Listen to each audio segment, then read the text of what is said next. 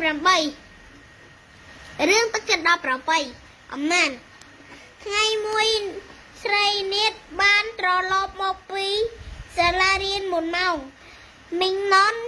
ឆ្ងល់ក៏សួរអើយថ្ងៃនេះម្ដេចក៏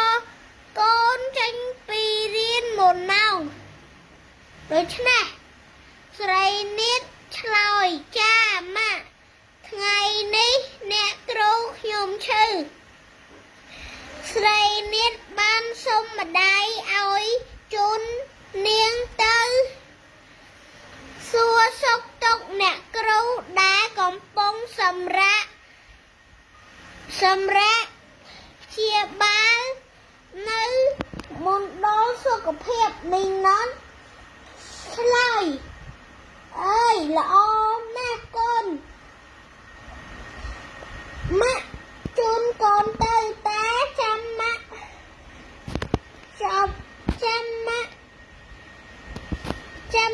រៀបចំផ្លែឈើបន្តិចបន្តួច